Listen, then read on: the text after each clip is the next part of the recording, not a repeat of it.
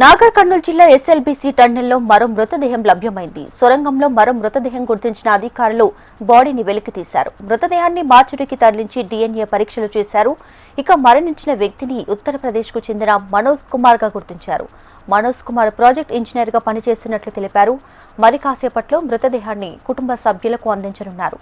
ఇక టన్నెల్లో చిక్కుకున్న 8 మందిలో ఇప్పటి వరకు 2 మృతదేహాలు లభ్యమయ్యాయి. మరో 6 డెడ్ బాడీల కోసం సహాయక చర్యలు కొనసాగుతున్నాయి. రోజు మన ఎస్ఎల్బీసీ సహాయక చర్యల్లో భాగంగా రెండవ మృతదేహాన్ని కూడా గుర్తుపట్టడం జరిగింది. హాస్పిటల్కి పంపించి అక్కడ రిమైనింగ్ ఫార్మాలిటీస్ పోస్ట్ మార్టం అన్ని కంప్లీట్ చేసుకొని వాళ్ళ ఫ్యామిలీ మెంబర్స్కి హ్యాండ్ ఓవర్ చేయడం జరుగుతుంది. సో దీనికి మనము ఒక రెవెన్యూ ఆఫీసర్, ఒక పోలీస్ ఆఫీసర్, ఒక హెల్త్ డిపార్ట్మెంట్, అంబులెన్స్తో పాటు పంపించి వాళ్ళకి హ్యాండ్ ఓవర్ చేసేదంతా కూడా మానిటర్ చేయడం జరుగుతుంది. ఆనరబుల్ సీఎం గారు ఈ ఫ్యామిలీ మెంబర్స్కి 25 lakhs ఎక్స్గ్రేషియా ఇవ్వమని కూడా ఆదేశాలు ఇవ్వడం జరిగింది. ఆ ప్రకారంగా ఫ్యామిలీకి మనం 25 lakhs ఎక్స్గ్రేషియా కూడా మన రెవెన్యూ డిపార్ట్మెంట్ వాళ్ళ ఫ్యామిలీ మెంబర్కి అందజేయడం జరుగుతుంది.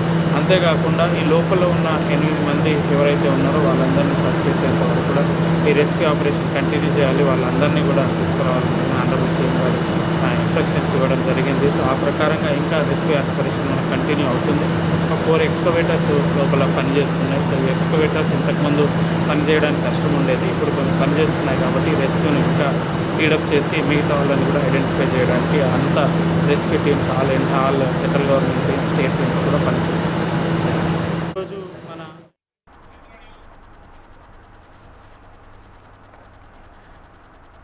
నాగర్ కర్నూలు జిల్లా ఎస్ఎల్బీసీ టన్నెల్లో మరో మృతదేహం లభ్యమైంది. సొరంగంలో మరో మృతదేహం గుర్తించిన అధికారులు బాడీని వెలికితీశారు.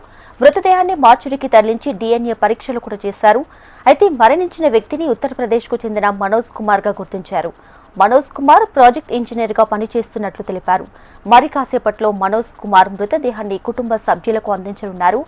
ఇక టన్నెల్లో చిక్కుకున్న 8 మందిలో ఇప్పటి వరకు 2 మృతదేహాలు లభ్యమయ్యాయి. మరో 6 డెడ్ బాడీల కోసం సహాయక చర్యలు ఇంకా కొనసాగుతున్నాయి.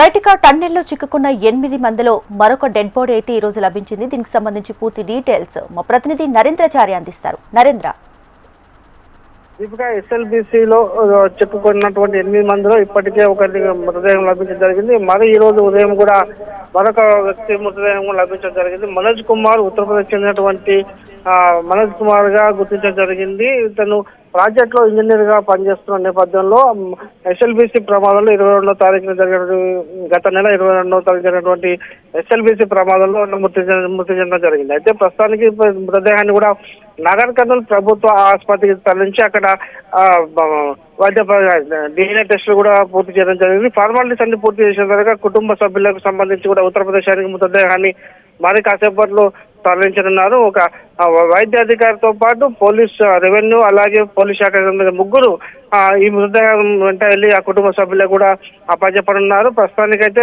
25 లక్షల రూపాయల చెక్కును కూడా ఆ కుటుంబ సభ్యులకు అందించనున్నారు. అయితే ప్రస్తుతానికైతే నాగర్ కర్నూలు ప్రభుత్వ ఆసుపత్రిలో మార్చిలో మృతదేహాన్ని తరలించడం జరిగింది. ఇక్కడ డిఎన్ఏ టెస్ట్ పూర్తయిన తర్వాత ఫార్మాలిటీస్ అన్ని కూడా వైద్య పరీక్షలు పూర్తయిన తర్వాత కూడా మృతదేహాన్ని కూడా ఉత్తరప్రదేశ్ స్వగ్రామానికి తరలించనున్నారు. ప్రస్తుతానికైతే మిగతా 6 మంది కోసం కూడా ప్రస్తుతానికైతే ఇప్పటికీ మొన్న 9వ తారీఖున గురుప్రీత్ సింగ్ సంబంధించిన మృతదేహం లభించడం జరిగింది. అలాగే ఇప్పుడు మరో వ్యక్తి మనోజ్ కుమార్ సంబంధించిన మృతదేహం లభించడం జరిగింది. మిగతా 6 మంది గల్లంతైనటువంటి 6 మంది కోసం ఇంకా సహాయక చర్యలు కొనసాగుతున్నాయి. ముఖ్యమంత్రి ఆదేశాల మేరకు కూడా సహాయక చర్యలు ఎట్టి పరిస్థితుల్లో ఆటంకం కూడా ఆగవద్దని చెప్పేసి కూడా ముఖ్యమంత్రి నిన్న ఆదేశించిన నేపథ్యంలో కూడా సహాయక చర్యలు ముమ్మరంగా కొనసాగిస్తున్నారు. 12 బృందాలతో కూడా నిరంతరంగా కొనసాగిస్తున్న నేపథ్యంలో 32వ రోజు మాత్రం మరొక మృతదేహం లభించడంతో ప్రస్తుతానికి ఇప్పుడు 2 మృతదేహాలు లభించడం. మిగతా 6 మంది కోసం కూడా